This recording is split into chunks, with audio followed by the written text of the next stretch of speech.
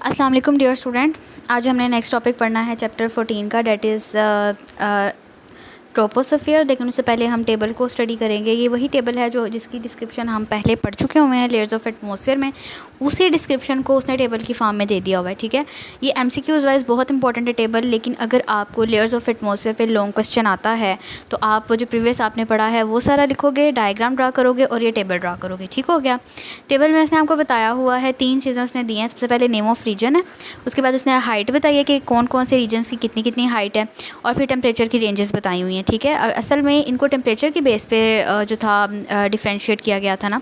ठीक है, तो ट्रोपोस्फियर है वो कहाँ से स्टार्ट होता है, 0 से लेकर 12 किलोमीटर तक, यानी जहाँ पे अर्थ का सरफेस है, जो अर्थ की बाउंड्री है, वहाँ से लेकर 12 किलोमीटर तक ट्रोपोस्फियर है। वहाँ पर टेम्परेचर कितना होता है, 78 से -58 डिग्री सेल्सियस पर डिक्रीज़ है, यानी कि वहाँ टेम्परेचर डिक्रीज़ कर रहा है, 17 से -58 की तरफ जा रहा है। सेकेंड लेयर है स्ट्रेटोस्फियर की, वहाँ पर हाइट कितनी है, 12 to 50 किलोमीटर, और टेम्परेचर कहाँ से जा रहा है, -58 से 2 डिग्री सेल्सियस तक। -58 से 2 की तरफ जा रहा है, माइनस से ऊपर की तरफ जा रहा है, इसका मतलब है टेम्परेचर क्या हो रहा है, इंक्रीज़ कर रहा है।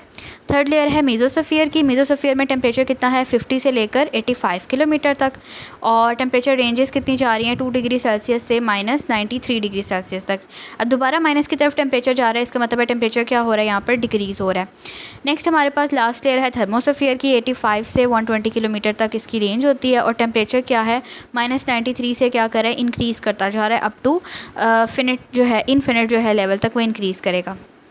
फिर उसके बाद डिटेल जो है उन्होंने सिर्फ 2 रीजन्स की बताई है आपकी बुक में, एक ट्रोपोस्फियर की बताई है और एक स्ट्रेटोस्फियर की बताई है। मेसोस्फियर और थर्मोस्फियर जो है जब आप हायर लेवल में जाएंगे तब आप स्टडी करेंगे। ट्रोपोस्फियर के ऊपर लॉन्ग क्वेश्चन आ जाता है। ठीक है, उसमें आपने 3 चीज़ें बतानी होती हैं। पहली जो चीज़ आप बताएंगे वो डेफिनेशन है। डेफिनेशन इसकी जो है ये आप ऊपर जो आपने प्रीवियस टॉपिक के अंदर लेयर्स ऑफ एटमॉस्फेयर में पढ़ी थी डेफिनेशन, वो आप ट्रोपोस्फियर की डेफिनेशन लिखेंगे। उसके बाद कंपोजिशन है, ये जो फर्स्ट 2 लाइन्स हैं ये कंपोजिशन की हैं। The major constituent of troposphere are nitrogen and oxygen gases. ठीक है, ट्रोपोस्फियर के अंदर क्या क्या होता है, नाइट्रोजन गैस होती है और ऑक्सीजन गैस होती है। कितने कितने % होती है, 99% जो है by volume of the earth surface atmosphere जो है वो कौन सी गैसेज हैं, 2 गैसेज हैं। कौन कौन सी, नाइट्रोजन और ऑक्सीजन। आपको पता है नाइट्रोजन की कंसनट्रेशन होती है 78 और ऑक्सीजन की होती है 21, तो 78 + 21 = 99%। ठीक हो गया। ये आपका हेडिंग में जाएगा कंपोजिशन की। डेफिनेशन आपने प्रीवियस वाली करनी है। नेक्स्ट आपके पास करैक्टरिस्टिक्स हैं, जो नेक्स्ट पैराग्राफ स्टार्ट हो रहा है ये करैक्टरिस्टिक्स का है। Although concentration of carbon dioxide and water vapours, या इसकी 2 हेडिंग्स बन सकती हैं। एक हेडिंग है करैक्टरिस्टिक की और दूसरी जो है वो वेरिएशन इन टेम्परेचर की हेडिंग बन सकती है। वो कह रहे हैं कि जो ट्रोपोस्फियर है उसमें कार्बन डाइऑक्साइड और वाटर वेपर की कंसंट्रेशन नेग्लिजिबल है। नेग्लिजिबल का मतलब है ना होने के बराबर है। It they play a significant role in maintaining temperature of the troposphere of the atmosphere. लेकिन ये दोनों क्या करती हैं, अच्छा ये एक बहुत इंपॉर्टेंट एमसीक्यूज़ है कि जो एटमॉस्फेयर है उसका टेम्परेचर कौन सी 2 चीज़ें मेंटेन करती हैं, तो वो कार्बन डाइऑक्साइड और वाटर, ये एमसीक्यूज़ में आ जाता है। ठीक है, both of these gases allow visible light to pass through. अब ये दोनों गैसेज क्या करती हैं कि विजिबल लाइट को अपने से पास करने देंगी, लेकिन इंफ्रारेड रेडिएशन जो है जो कि अर्थ सरफेस से इमिट हो रही हैं उसको नहीं पास करने देंगी।